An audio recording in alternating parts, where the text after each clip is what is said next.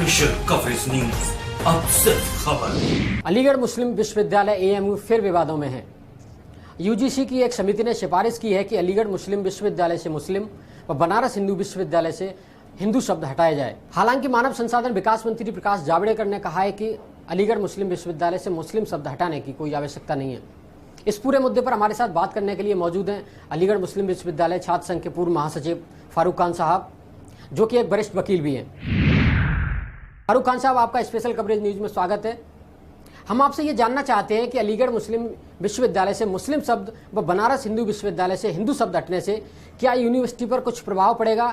इसके क्या मायने हैं, इसके क्या कानूनी पहलू हैं, जरा आप बताइए। देखिए, ये जो रिपोर्ट आई है यूनिवर्सिटी ग्रांट कमीशन की, जिसके तहत ये बात आई है कि अलीगढ़ मुस्लिम विश्वविद्यालय से और बनारस हिंदू विश्वविद्यालय से हिंदू और मुस्लिम वर्ड शब्दों को निकाल लिया जाए, हमें लगता है कि इसकी कोई लीगल स्टैंडिंग नहीं है। और दूसरा ये कि कोई हिंदू या मुसलमान शब्द निकालने से कोई ख़ास फ़र्क पड़ने वाला है, कोई ख़ास अंतर इसमें आने वाला है। ये एक खामखा ज़बरदस्ती का इशू बनाने की कोशिश की जा रही है। और इस परिप्रेक्ष्य में जो इम्पॉर्टेंट बातें हैं, जो ज़रूरी बातें हैं, वो मैं आपके समक्ष रखना चाहूँगा। उसमें यह है कि हिंदू होना या मुसलमान होना कोई गाली नहीं है। ये दोनों धर्म हैं, दोनों महान धर्म हैं, दोनों के मानने वाले अनुयायी बहुत दुनिया में हैं। और जब इन विश्वविद्यालयों की नींव रखी गई थी, पंडित मदन मोहन मालवीय जी ने जब बीएचयू की नींव रखी थी, या सर सैयद अहमद खान ने अलीगढ़ की रखी थी, वो अपने कम्युनिटी को आगे बढ़ाने के लिए, जिसका आज हमारे संविधान में आपको ये मौलिक अधिकार प्राप्त है कि आप अपने धर्म का प्रचार प्रसार कर सकते हैं। ये दोनों भारत सरकार की स्टेट फंडेड यूनिवर्सिटीज़ हैं। बीएचयू होना, उसमें हिंदू शब्द का होना, इसका अर्थ कदापि ये नहीं है कि वहाँ कोई मुसलमान पढ़ नहीं रहा है या वहाँ कोई मुसलमान फैकल्टी मेंबर नहीं है या नॉन टीचिंग में नहीं है। और यही लॉजिक अप्लाई अलीगढ़ मुस्लिम विश्वविद्यालय पे होता है कि जहाँ अगर उसमें मुस्लिम शब्द है तो वहाँ कोई हिंदू स्टूडेंट्स नहीं है या हिंदू फैकल्टी मेंबर्स नहीं है। तो ये सरासर एक मुझे लगता है कि ये एक साजिश के तहत ऐसी रिपोर्ट इस समय लाना, देश को, जो देश के सामने जो ज्वलंत अभी इश्यूज़ हैं, मुद्दे हैं, उनसे भटकाने की, और इन धर्म के आड़ में, धर्म की जाल में लोगों को फंसा के और उनको आगे रखने को और उनको लड़ते रहने की एक साजिश के तहत ये सारी चीज़ें की जा रही हैं। मैं आपको एक वकील होने के नाते दो तीन बातों पर प्रकाश डालना चाहूँगा। सबसे पहले ये कि जो सेक्युलरिज्म, जो 42nd अमेंडमेंट, भारत के संविधान का जो 42वां संशोधन, जिसके तहत सेक्युलरिज्म वर्ड भारत के संविधान की प्रस्तावना में ऐड किया गया प्रीएम्बल में, उसका अर्थ क्या है और कैसे हिंदुस्तान के निगाह से सेक्युलरिज्म और वेस्टर्न जो डेमोक्रेसी, उनमें क्या अंतर है, क्या उनमें बेसिक डिफरेंसेस। डेमोक्रेसी में, हमारी डेमोक्रेसी में सेक्युलरिज्म का मतलब यह है कि स्टेट, जो हमारी सरकार है, वो धर्म और उसके साथ जो और बहुत सारी चीज़ें हैं, जाति है, लिंग है, क्षेत्र है, उनके आधार पे कोई भेदभाव नहीं करेगा किसी भी काम में। राज्य का कोई धर्म नहीं है, राज्य का धर्म कोई नहीं है, लेकिन जो राज्य के नागरिक हैं, जो शहरी हैं, जो सिटीजन्स हैं, उनके अपने हुकूक हैं, उनके अपने राइट्स हैं, वो फ्री हैं। और उनको भारत का संविधान इस बात की आज़ादी देता है कि वो अपने धर्म को माने, प्रचार करें और प्रसार करें। इसमें एक और जो बहुत इंपॉर्टेंट चीज है कि एक, अगर सेक्युलरिज्म नहीं होगा तो एक थियोक्रेटिक स्टेट होगा, जैसे सऊदी अरबिया है, वहां इस्लाम धर्म है, जैसे नेपाल था, अब तो वो भी हिंदू देश था, लेकिन अब वो भी सेक्युलरिज्म पे आ गया। तो इस बात को समझने की है कि ये जो डेमोक्रेसी में जो सेक्युलरिज्म का कंपोनेंट है, उसके खिलाफ ये हिंदू का शब्द ऐड होना बीएचयू में और मुस्लिम का शब्द होना एएमयू में, कहीं से कोई, ये दोनों परस्पर विरोधी बातें नहीं। एक बड़ा अजीबो गरीब केस आया था गालिबन 2 या 3 साल 4 साल पहले, मुझे वक्त तो याद नहीं है, गुजरात हाई कोर्ट की एक नई बिल्डिंग तैयार हुई एनेक्सी, और उसका उद्घाटन था या शिलान्यास था या उद्घाटन था, जहां तक मुझे याद आ रहा है कि वो उद्घाटन था। और जो हमारे रीति रिवाज हैं जिसके तहत मंत्र उच्चारण करके और किसी भी नई जगह पे गृह प्रवेश किया जाता है, जो संस्कृति है उसके तहत वहाँ जो भी उस ज़माने में चीफ जस्टिस थे और बाकी जजेस थे, बाकी एग्जीक्यूटिव ब्यूरोक्रेसी के लोग थे, उन्होंने वो किया जो होता है नॉर्मली हर जगह।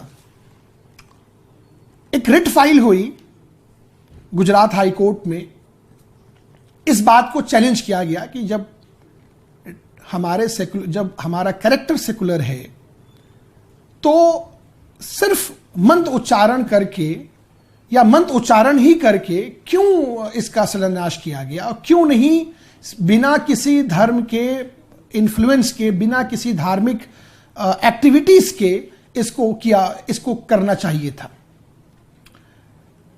बड़ी अजीबोगरीब और आयरनिकल सिचुएशन पैदा हो गई, क्योंकि हाई कोर्ट का मामला था और सारे जजेस, हमारे ऑनरेबल जजेस, चीफ जस्टिस, सारे लोग उस फंक्शन के पार्ट थे। तो चूंकि वो उस फंक्शन के पार्ट थे तो उस मुकदमे को सुन नहीं सकते थे। इत्तफाकन एक माननीय न्यायाधीश उस समारोह में किसी कारणवश नहीं आ पाए थे, इसलिए चीफ जस्टिस ने वो मैटर उनको दिया सुनने के लिए, उनकी बेंच में मैटर को फिक्स किया गया। वो बड़ा डिटेल्ड जजमेंट है, आप लोग पढ़ें मैं कहूंगा, और उसमें डिफाइन किया गया कि सेक्युलरिज्म क्या है। Secularism is not being anti God. Secularism का होना यह नहीं है कि आप अथीस्ट हैं, आप किसी धर्म को नहीं, अगर राज्य का कोई धर्म नहीं है तो इसका मतलब यह नहीं होता कि आप नास्तिक हैं, आपकी भगवान पे, ईश्वर पे, अल्लाह पे कोई आस्था ही नहीं है। एक बहुत डिटेल्ड जजमेंट दिया गुजरात हाई कोर्ट ने, उस पर डिफाइन किया उसके पैरामीटर्स कि कहां पे सेक्युलरिज्म का टेस्ट आता है, कि किस बात पे धर्म का प्रभाव नहीं होना चाहिए। जहां तक बात किसी बिल्डिंग के शिलान्यास की है या किसी बिल्डिंग के बनने की है या कुछ भी प्रोग्राम्स की है, तो उसमें इन बातों का मुद्दा बनाना कि वहां मंत्र पढ़ा गया या वहां कुरान खानी कराई गई, हमें नहीं लगता है कि ये उचित है, और इस बात को गुजरात हाई कोर्ट ने उस अपने जजमेंट में हेल्ड किया है। फारूक खान साहब, मेरा आपसे ये सवाल है कि अलीगढ़ मुस्लिम विश्वविद्यालय में अल्पसंख्यक दर्जे को लेके एक विवाद बना रहता है, इस पर आपकी क्या राय है? जब हम माइनॉरिटी कैरेक्टर की बात करते हैं, अल्पसंख्यक किरदार की बात करते हैं अलीगढ़ मुस्लिम विश्वविद्यालय के, तो एक मुद्दा बना दिया गया ऐसा कि जैसे अल्पसंख्यक किरदार जो है वो एक कम्युनल अप्रोच है। ये कम्युनल अप्रोच नहीं है, ये कॉन्स्टिट्यूशनल अप्रोच है। जो लोग कानून को समझते हैं, भारत के संविधान को जो समझते हैं, जो अनुच्छेद 30 और 31 के बारे में जानते हैं, और जो सुप्रीम कोर्ट के वेरियस जजमेंट्स हैं इस पे उसको समझते हैं, वो ये समझेंगे इस बात को कि सेकुलरिज्म, डेमोक्रेसी और रिलीजन का जो पीसफुल को एग्जिस्टेंस हो सकता है, उसका हिंदुस्तान सबसे बेहतरीन और जीता जागता उदाहरण है। हालांकि बहुत कोशिशें की गई इस कंपोजिट कल्चर को, हमारी गंगा जमनी तहजीब को खत्म करने की, तोड़ने की, लेकिन मुझे यह लगता है कि हमारी नींव इतनी मजबूत है, हमारी बुनियाद इतनी प्रगाढ़ है, और हमारे जो पूर्वज थे वो ऐसा एक चीज करके गए हैं कि इन छोटी मोटी चीजों से जो कोशिश की जाती है हमेशा समाज को बांटने की, इन इररिलेवेंट इश्यूज पे, उसका कोई ज्यादा असर नहीं आने वाला। इस बारे में और इस बात पे मैं प्रकाश डाल दूं कि अलीगढ़ मुस्लिम यूनिवर्सिटी और बनारस हिंदू यूनिवर्सिटी, ये दोनों यूनिवर्सिटियां एग्जिस्टेंस में आज़ादी के पहले आ गई थी, और आज़ादी के बाद स्टैंडिंग ये जो पार्लियामेंट की एक एक्ट के इनेक्टमेंट के तहत ये दोनों मौजूद में हैं। अब ये बात आती है, और बहुत आजकल आपने जेएनयू के भी विषय में ये सुना होगा कि भाई टैक्स पेयर्स पैसा देते हैं, सेकुलर देश है, टैक्स पेयर्स के इकोनॉमी से फंडिंग से ये यूनिवर्सिटीज चलती हैं, सारी फंडिंग है। बिल्कुल सही बात है। वो टैक्स पेयर कौन है? वो टैक्स पेयर हम हैं, वो टैक्स पेयर आप हैं। टैक्स पेयर सरकार नहीं है। हिंदू भी टैक्स दे रहा है, मुसलमान भी टैक्स दे रहा है। तो क्या इस हिसाब से अगर इस लॉजिक पे चलेंगे और तो फिर आप ये देखेंगे कि भारत का जो मुख्य न्यायाधीश हैं हमारे, या राष्ट्रपति हैं महामहिम, या माननीय प्रधानमंत्री हैं, तो फिर इन लोगों को तो ऐसा नाम भी रखना चाहिए कि जिससे ये प्रतीत न हो कि ये हिंदू है या मुसलमान है। इसलिए इन बातों पे लेके आना और इन इश्यूज पे मुद्दा एक बहस का ये होना चाहिए कि कैसे हमारे इन दोनों जो धरोहर है हिंदुस्तान की, ये दोनों विश्वविद्यालय, कैसे इनको इनकी और एकेडमिक ग्रोथ कराई जाए, कैसे यहां नए नए कोर्सेज लाए जाएं, कैसे यहां पे दुनिया के जो बड़े इंस्टीट्यूशन हैं उनके बराबर में, उनके एट पार हम इंफ्रास्ट्रक्चर खड़ा करें, कैसे हम और विश्वविद्यालयों को बनाएं, कैसे हम इन चीजों को आगे लेके आएं, इस पे बहस होनी चाहिए। उस रिपोर्ट में जो इंडियन एक्सप्रेस ने कवर किया है, यहां पे लिखा है, जहां तक मुझे याद आ रहा है, कि अलीगढ़ मुस्लिम यूनिवर्सिटी चाहे तो वो अपने फाउंडर के नाम पे यानी सर सैयद अहमद खान के नाम पे उसका नामकरण कर सकता है और बीएचयू पंडित मालवीय के नाम पे कर सकता है।